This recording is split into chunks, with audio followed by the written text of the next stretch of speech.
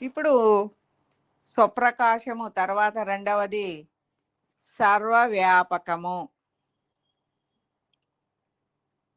దేనిని సర్వవ్యాపకము అంటారు? సమస్త ఆత్మస్వరూపము సర్వము వ్యాపించి ఉన్న దానిని సర్వవ్యాపకము అంటారు. ఎలా వ్యాపించి ఉంది? ఏముంది ఈ సర్వవ్యాపకములో? పూర్తిగా జ్ఞాన ప్రకాశమైంది. మనం స్వప్రకాశంలో చెప్పుకున్నాం ఆత్మస్వరూపము ఎలా ఉంది, సమస్తములో తనని తాను తెలుసుకున్న విధంగా స్వప్రకాశంగా ఉంది అని చెప్పుకున్నాం. తనలో ఉన్న అనేక స్వరూపాల యొక్క అవగాహన జ్ఞానాన్ని తను కలిగి ఉండటమే స్వప్రకాశమైంది. మరి సర్వవ్యాపకంలోకి వచ్చేసరికి సమస్తములో ఉన్న ఆత్మస్వరూపము యొక్క వ్యాపకత్వం, అంటే పరిపూర్ణంగా అది తనని తాను తెలుసుకొని తానే సమస్తం ఆ పరిపూర్ణత్వమైన ప్రకాశాన్ని కలిగి ఉంది. అంటే అవగాహన ఎప్పుడైతే తనలో ఉన్న స్వరూపాల యొక్క జ్ఞాన అవగాహన ఉంటుందో అది సమస్తములో ఉన్న అనేక స్వరూపాల యొక్క అవగాహన జ్ఞానము తన అవగాహన జ్ఞానమై ఎప్పుడైతే ఉందో అదే సర్వము వ్యాపించబడి ఉంది, అదే సర్వవ్యాపకమై ఉంది, అదే సమస్త స్వరూపము యొక్క సర్వవ్యాపకము, సమస్త ఆత్మస్వరూపము యొక్క సర్వవ్యాపకము. మరి మన యొక్క వ్యాపకత్వం ఎలా ఉంది? నువ్వు ఎప్పటికీ సర్వవ్యాపకం కావాలి. మన వ్యాపకత్వం ఎలా ఉంది?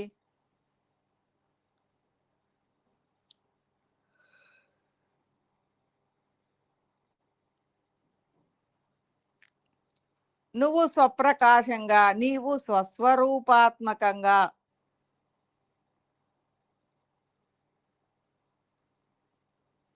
నీలో ఉన్న స్వరూపాల యొక్క అవగాహన జ్ఞానము స్వప్రకాశము అన్నాం. ఏదైతే స్వప్రకాశంగా నీలో ఉందో అది పూర్తిగా జ్ఞాన ప్రకాశంగా వ్యాపించబడి ఉంది. అంతవరకు నీ యొక్క వెలుగులని నిన్ను నీవు దర్శించుకుంటున్నావు. అంతవరకు నీలో ఉన్న జ్ఞాన ప్రకాశము ఎంతవరకైతే వ్యాపించబడి ఉందో అది నీ యొక్క వ్యాపకత్వం అయి ఉంది. ఎప్పుడైతే నీ వ్యాపకత్వాన్ని నిన్ను నీవు అవగాహన చేసుకుంటావో సర్వవ్యాపకం కూడా అలాగే ఉంది, ఆ స్థాయి స్థితిగతులకి నీవు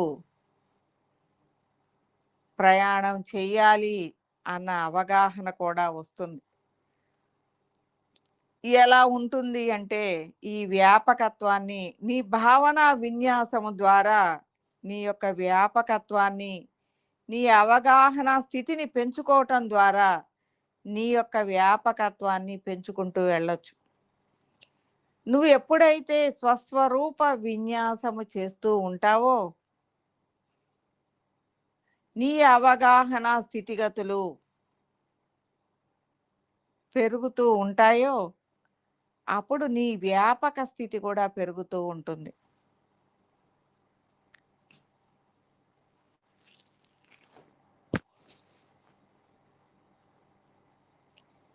అంటే ఎలా ఉందంట నీ ఈ వ్యాపక స్థితి? ఏంటి ఈ వ్యాపక స్థితి? ఎలా ఉంటుంది ఈ నీలో ఉన్న వ్యాపక స్థితిని నువ్వు అనుభవిస్తూ ఉంటే?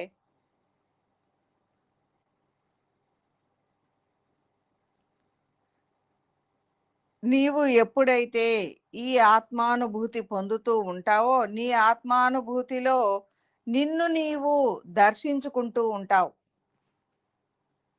నిన్ను నీవే దృష్టి పెట్టుకుంటూ ఉంటావు. నీలో ఒక అవగాహన దృష్టి, నీ హృదయ దృష్టి అనేది ఈ నీలో ఉన్న జ్ఞాన ప్రకాశము మీద అవగాహన స్థాయి స్థితిగతులు కలిగి ఉంటుంది. ఆ వ్యాపకత్వం యొక్క దృష్టి నీ దృష్టి అయి ఉంటుంది. అది నీ అవగాహనగా ఉంటుంది.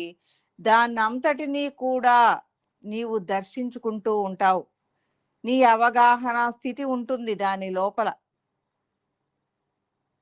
అది నీవే అయ్యుంటావు. నీ దర్శనము నీదే ఉంటుంది. నీ వ్యాపకత్వము ఉన్నది, చూస్తున్నది, చేస్తున్నది కూడా నీవుగానే ఉన్నట్లుగా ఉంటుందది.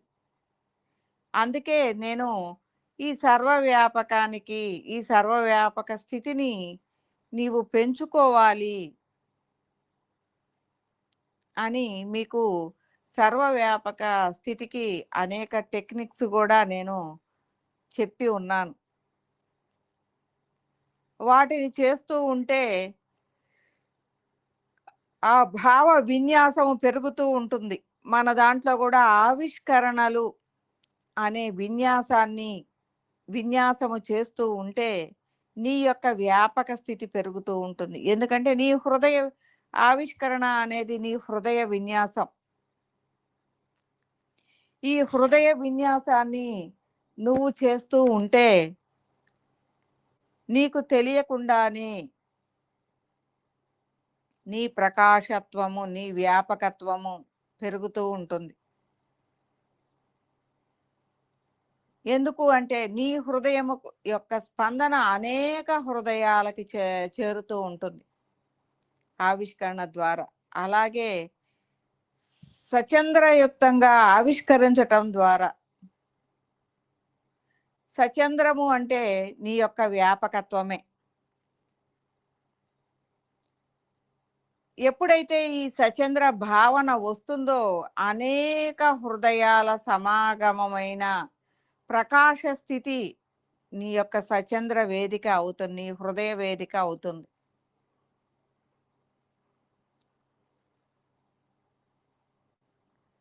ఎప్పుడైతే సచంద్రయుక్తంగా నీవు భావన చేస్తూ, భావన విన్యాసాన్ని నీ హృదయంలో చేస్తూ ఉన్నావో, అప్పుడు ఇది సచంద్రయుక్తంగా అనేక హృదయాల యొక్క కలయికగా, ఆ ప్రకాశతుల్యంగా అనేక హృదయాల ద్వారా అది ప్రకటన జరుగుతూ ఉంటుంది. మనం చెప్తూ ఉంటాం గదా! మహాకారణం నుంచి కారణము, కారణం నుంచి సూక్ష్మము, సూక్ష్మము నుంచి స్థూలానికి మనం చేసింది సచంద్రయుక్తమైన భావన, సచంద్రయుక్తమైన ఆవిష్కరణ అనేది మహాకారణ స్థాయిలో కనెక్టివిటీగా చేసినప్పుడు దాని నుంచి స్థూలము వరకు కూడా ప్రభావితంగా ఆ పనులు జరుగుతూ ఉంటాయి. కాబట్టి ఈ మహాకారణం నుంచి కారణము, కారణం నుంచి సూక్ష్మము, దాని నుంచి స్థూలము అనేది అభేదాత్మకము. కాబట్టి నీ ఆలోచన, నీ భావన అనేది సమస్తములో అభేదాత్మకంగా ప్రకటింపబడుతుంది. శృతి, స్మృతి, స్ఫురణ ప్రకటితంగా అది ప్రయాణం చేస్తూ ఉంటుంది. చూడండి ఎక్కడ నుంచి స్థూల సూక్ష్మ కారణం మహాకారణము అంటున్నాం. మరలా శృతి, స్మృతి, స్ఫురణ ప్రకటితంగా ఇది ప్రయాణిస్తుంది అంటున్నాం. అంటే ఇక్కడ ఎక్కడా ఖాళీ వేరుగా లేదు. ప్రతిదీ అభేదాత్మకంగా ఉంది. ఈ అభేదాత్మకత అనేది ఎప్పుడు ఉంటుందంటే నువ్వు సర్వవ్యాపక స్థితిలో ఫ్లోట్ అవుతూ ఉన్నప్పుడు, పూర్తి అవగాహన కలిగి ఉన్నప్పుడు, నీ యొక్క దృష్టి అనేది ఈ వ్యాపకత్వాన్ని దర్శిస్తూ ఉన్నప్పుడు నీలో నీ సచంద్రయుక్తంగా నీవు చేసే ఆవిష్కరణలన్నీ కూడా సమస్తములో తుల్యమవుతూ ఉంటాయి, ప్రకటితంగా ఉంటాయి, ప్రభావవంతంగా ఉంటాయి. కాబట్టి ఈ సర్వ వ్యాపకములో నీ వ్యాపకత్వాన్ని పెంచుకోవాలి అంటే ఈ ఆవిష్కరణ మార్గంలో అనేక హృదయ విన్యాసాలు చేయటం మూలంగా నిన్ను నీవు నీ వ్యాపకత్వాన్ని పెంచుకోవచ్చు. నీ వ్యాపకత్వం పెంచుకోవటం ద్వారా స్వస్వరూప విన్యాసం పెరుగుతూ ఉంటుంది. స్వస్వరూపాత్మకమైన అవగాహన స్థితిగతులు నీలో పెరుగుతూ ఉంటాయి. జ్ఞాన ప్రకాశం పెరుగుతూ ఉంటుంది. ఈ జ్ఞాన ప్రకాశం పెరగటము అంటే నీ వ్యాపకత్వం పెరగటమే. మరి ఆత్మస్వరూపము సర్వము వ్యాపించి ఉంది గదా!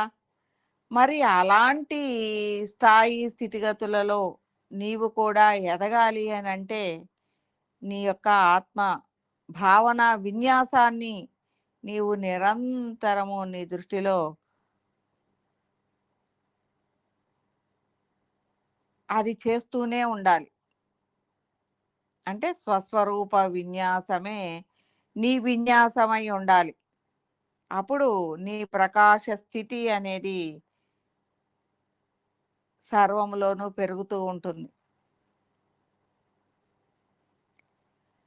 ఈ సర్వ వ్యాపక స్థితిని అనుభవించే దానిలో ఎలా ఉంటుంది అనంటే, ఈ వ్యాపక స్థితిని నువ్వు అనుభవిస్తూ ఉంటావు. సర్వములో నువ్వు అనేక పనులు నీ వ్యాపకత్వం ఎంతవరకైతే వ్యాపించి ఉందో, అదంతా నీవై ఉంటావు అన్న అవగాహన కూడా నీకొస్తుంది. అనేక చోట్ల, అనేక వాటిట్లో నిన్ను నీవు దర్శించుకుంటూ ఉంటావు. అనేక చోట్ల నిన్ను నీవు పరీక్షించుకుంటూ ఉంటావు.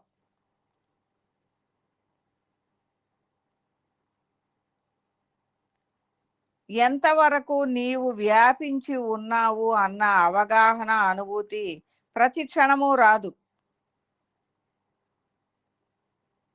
రాకపోయినా నీ అవగాహన, అనుభూతి నీకు తెలుస్తూ ఉంటుంది. ఎక్కడెక్కడ ఎంతవరకు వ్యాపించబడి ఉంది అన్న స్థితిగతులను నీవు అనుభవిస్తూనే ఉంటావు. ఆ అవగాహన నీకు వస్తూనే ఉంటుంది. సర్వవ్యాపకములో నీవు ఉన్నావు అంటే సర్వములో ఒకచోట ఈ ప్రాపంచికంగా మనం దృష్టి పెట్టినప్పుడు ఒకచోట తుఫాను వస్తూ ఉంది. అక్కడ ఆ తుఫానులో అనేక వాటిని నీవు రక్షిస్తూ ఉన్నావు. ఒక చెట్టుగా ఉన్నావు. వాటికి అనేక పక్షుల్ని రక్షిస్తూ ఉన్నావు.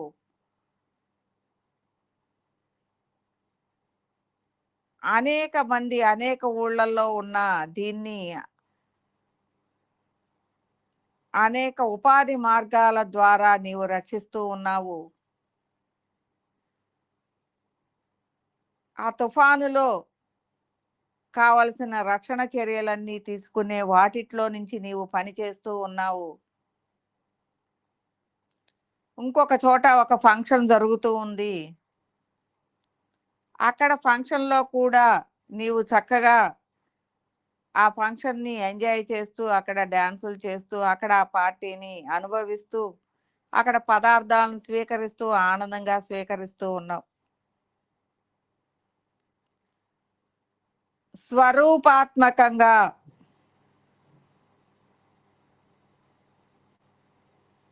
ఆత్మస్వరూపంగా మన కంటికి కనిపించని అనేక దుష్ట శక్తులని సంహరిస్తూ పోరాటం చేస్తూనే ఉన్నావు. అనేక చోట్ల అనేక హృదయాలు అడుగుతూ ఉన్న వాటికి ప్రతిస్పందనాత్మకంగా పనిచేస్తూ ఉన్నావు. వీటన్నిటినీ గమనించటం, వీటన్నిటినీ కూడా అవగాహనగా నీవు దృష్టి పెట్టగలిగిన స్థాయిలో నీకు అవగాహనలు వస్తూనే ఉంటాయి. ఇవన్నీ కూడా నీకు తెలియచేస్తూ ఉంటాయి. ఈ వ్యాపకత్వంలో నేనున్నాను. నాకు నీ అవగాహన ఉంది. నీ యొక్క ఆలోచన అనేది అనేక విషయాలని, అనేక స్థితిగతుల్ని కనెక్టివిటీగా ఉంది అనే దానిని కూడా నీకు అవగాహన అవుతూ ఉంటుంది అనుభూతాత్మకంగా. చాలా మందికి ధ్యానంలో తెలియవచ్చు. లేదు నిద్ర నుంచి కొంచెం మెలకువ వచ్చే సమయంలో ఇలాంటి విషయాలన్నీ గూడా తెలుస్తూ ఉంటాయి. నీవు అనుభవిస్తూనే ఉంటావు. లేదు అనేక పనులు చేసుకుంటూ దీర్ఘంగా లోపలికి స్థితిగతులను అనుభవిస్తూ ఉన్నప్పుడు గూడా సడెన్‌గా నువ్వు అనుభవిస్తూనే ఉంటావు. నువ్వు ఎక్కడో పని చేస్తూ ఉన్నట్లు, ఎక్కడో జరుగుతూ ఉన్నట్లు.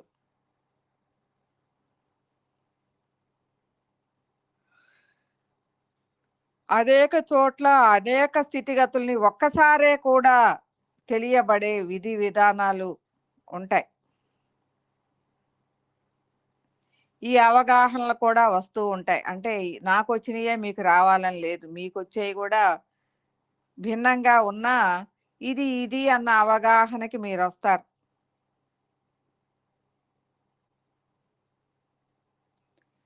అంటే మీ వ్యాపకత్వంలో ఎంతవరకు వ్యాపించి ఉన్నావో అదంతా నీవే అయ్యున్నావు. ఎంతవరకు నీ అవగాహన స్థితిగతులున్నాయో, ఎన్ని స్వరూపాల యొక్క ఆత్మస్వరూపాల హృదయాలతో నీవు మమేకమై ఉన్నావో, వాటన్నిటిలో నుంచి కూడా నీవు కనెక్టివిటీగా ఉంటావు. అవి ఉన్న పరిస్థితులన్నిటినీ కూడా నీవు చక్కబెట్టగలిగిన స్థాయిలో నీ వ్యాపకత్వము అనేది పని చేస్తూ ఉంటుంది. ఒక చోట ఒక యుద్ధం చేస్తూ ఒక సైనికుడిగా చిక్కుకొని పోయి ఉన్నావు. నీలో ఆ సైనికుడి యొక్క హృదయము అనేది అవగాహన స్థితిగతులు అనేది అనుభూతాత్మకంగానే ఉన్నాయి. ఎప్పుడైతే ఆ సైనికుడు చిక్కుబడిపోయి ఉన్నాడో నీలో నుంచి ఈ జ్ఞానము యొక్క ప్రకాశము అందులో నుంచి పనిచేయబడుతుంది. అతను తెలివిగా తప్పించుకోవటానికి, తెలివిగా తనున్న పరిస్థితుల నుంచి బయటపడటానికి కావలసిన జ్ఞానాన్ని దానికి అందిస్తుంది. అక్కడ తప్పించుకోగలిగిన జ్ఞానము నీకు కనెక్టివిటీగా ఉంది. అనేక మంది సైనిక హృదయాలతో నీకు స్వప్ స్వస్వరూపాత్మకంగా ఉన్నావు. తద్వారా ఆ సైనికుడికి నీ యొక్క అవగాహన ఇస్తూ ఉన్నావు. అలాగే నేను ఇందాక చెప్పింది కూడా ఒక చోట తుఫానులో ఉన్నప్పుడు అక్కడ అనేక హృదయాలలో నీ కనెక్టివిటీ ఉండటం మూలంగా ఇక్కడ చెట్లు చేమలు కావచ్చు, పక్షులు కావచ్చు, జంతువులు కావచ్చు, జలచరాలు కావచ్చు, నీరు కావచ్చు, అన్నీ నీవే అయి ఉన్నావు కాబట్టి అక్కడ నీకు కావలసిన వాటన్నిటికీ కావలసిన రక్షణ అనేది వాటన్నిటికీ అవగాహనగా నీవు అందించగలిగిన స్థాయిలో నువ్వున్నావు. మీ అందరికీ చెప్తూ ఉంటాం, శివుడాజ్ఞ లేనిదే చీమైనా కుట్టదు అని. చీమెక్కడా, ఏడంతస్తుల మేడ ఎక్కడా, పంచదార పలుకెక్కడ. ఏడంతస్తుల మేడ ఎక్కి పంచదార పలుకు తీసుకెళ్తూ ఉంటది. మరి దానికి ఎవరు చెప్పారు? ఇంత ఎత్తున ఎక్కితే గాని నీకు ఇది రాదు, ఇది దొరికింది, ఇక్కడ ఇది పడి ఉంది అనేది తెలియటం ఎలా తెలిసింది దానికి?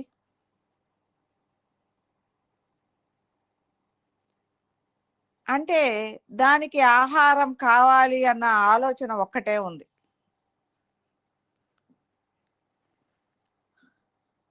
ఇక్కడ శివుడు ఏమై ఉన్నాడు? చూసే నేను శివుడినే అయ్యున్నాను. అనేక జంతువులు, అనేక పక్షులు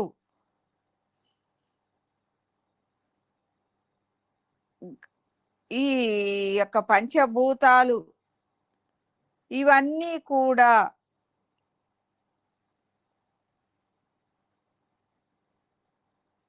శివుడిగా ఉన్నవే. ఇక్కడ అది అడుగుతుంది చీమ ఆకలి అని, ఆహారము అని. ఈ పంచదార పోసేటప్పుడు నేను అంటూ ఉన్నాను, ఈ పంచదార కింద పడింది. ఇది ఎత్తకపోతే చీమలు పడతాయి. ఈ మూత సరిగా నేను పెట్టలేదు. చీమలు పడతాయి. అని నేను అనుకున్నాను. కానీ అది గ్రహించినయి చాలా ఉన్నాయి. అప్పుడు నాలో ఉన్న శివుడే దానికి ఆహారాన్ని తెలియజేశాడు. లేదు, నా చుట్టూ ఉన్న గాలి,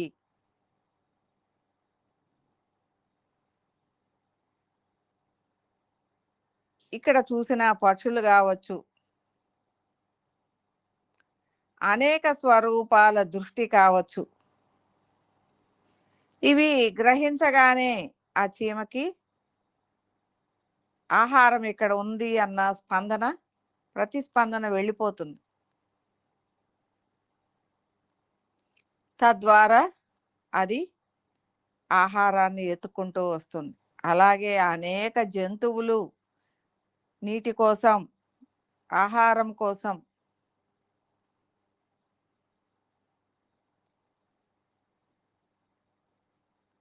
నీడ కోసం వాటి ఆలోచన ద్వారా వాటికి కావాల్సినవి అయ్యి అందుతూ ఉన్నాయి.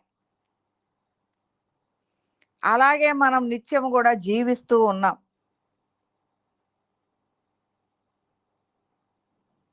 ఇదంతా కూడా మనకి అర్థం కాని స్థితిలో మనం జీవిస్తూ ఉన్నాం.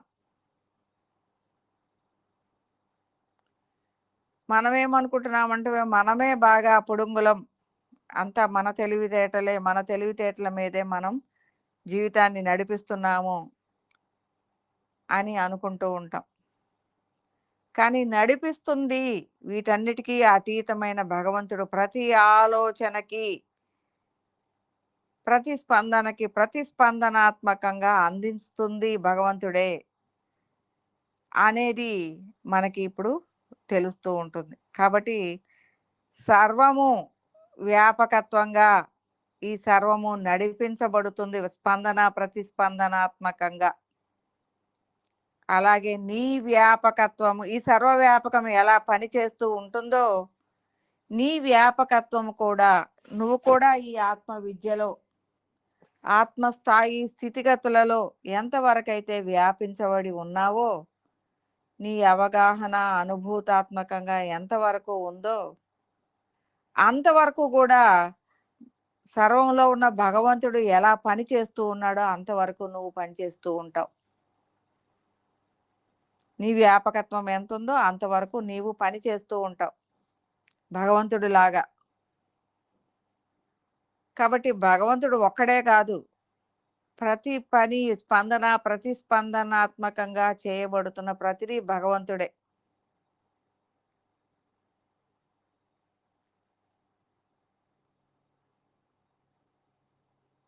అంటే చూడండి, ఎక్కడికక్కడ ఎంతమంది హృదయాలు వ్యాపకత్వంగా, కనెక్టివిటీగా, ఇప్పుడు చాలా చోట్ల మనము అనేక విగ్రహ ప్రతిష్టలు చేస్తూ ఉన్నాం. అనేక దేవతామూర్తులు ఉన్నాయి, అనేక గుళ్ళున్నాయి. ఆ గుళ్ళకెళ్తున్నాం, పూజలు చేస్తూ ఉన్నాం, ఆ గుళ్ళ మీద దృష్టి పెడుతూ ఉన్నాం. అనేక దేవతలు, దేవుళ్ళకి దండం పెట్టుకుంటూ వెళ్ళి వస్తూ ఉన్నాం. నీ పనులు చెయ్యమని ఆ దైవానికి మొక్కుకుంటూ ఉన్నాం.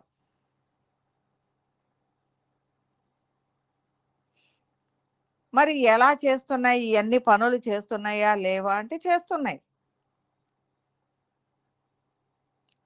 చేస్తున్నాయి అనేది కూడా గ్రహించగలుగుతున్నాం.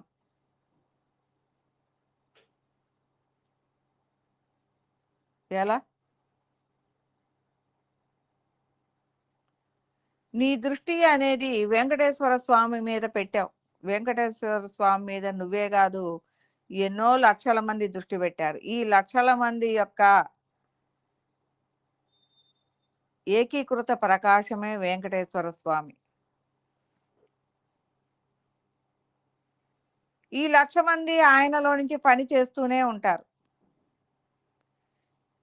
ఈ 1,00,000 మంది ద్వారా 1,00,000 పనులు అనేవి ఆయన అనేక హృదయాలకి ఎంతో మంది వచ్చి అడుగుతూ ఉంటారు, మొక్కుకుంటూ ఉంటారు. ఎవరి ద్వారా ఏ పని అందించాలో ఇప్పుడు నా దగ్గర ఒకటుంటుంది. వెంకటేశ్వర స్వామి యొక్క ప్రభావంతో నేను ఎవరైతే మొక్కుకున్నారో వాళ్ళకది అందిస్తాను. ఎందుకంటే నా దగ్గర అది ఉంది. వెంకటేశ్వర స్వామికి నువ్వొచ్చి ఉద్యోగం గావాలి మా అబ్బాయికి అని మొక్కుకున్నావు. ఆ ఉద్యోగం నా దగ్గరుంది.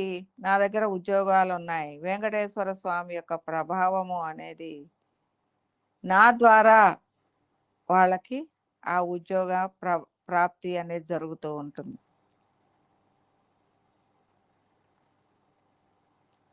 అది ఎక్కడుందో దాని వైపుకి వాళ్ళని పంపించటం జరుగుతూ ఉంటుంది. నా దాకా వాళ్ళు రావాలి గదా! నా దాకా వాళ్ళ అప్లికేషన్‌లు రావాలి. అవన్నీ కూడా మాధ్యమంగా జరుగుతూనే ఉంటాయి. వీటన్నిటిని నడిపిస్తుంది గూడా వెంకటేశ్వర స్వామిలో ఉన్న అనేక స్వరూపాలే. చూడండి ఆయన వ్యాపకత్వం ఎంతవరకైతే వ్యాపించి ఉంటుందో, ఆ వ్యాపకత్వంలో ఉన్న అనేక స్వరూపాలని కదిలించడం ద్వారా ఆ పనులు చేసుకొస్తూ ఉన్నాడు. మరి వెంకటేశ్వర స్వామి అమెరికాలో లేడు గదా! నేననేది అమెరికాలో ఆయన విగ్రహం లేదా అని గాదు. అక్కడ ఇంకొక స్వామి, ఇంకొక జీసస్ రూపంలో ఒక భగవంతుడు. దాన్ని నమ్మిన వాళ్ళందరూ దాని ద్వారా ప్రతిస్పందనాత్మకంగా నడిపించగలుగుతారు. అంటే ఇక్కడ భగవంతుడు ఒకడే అయ్యాడా అంటే అట్లా అనలేదు. అమ్మవార్ల మీద దృష్టి పెట్టేవాళ్ళుంటారు.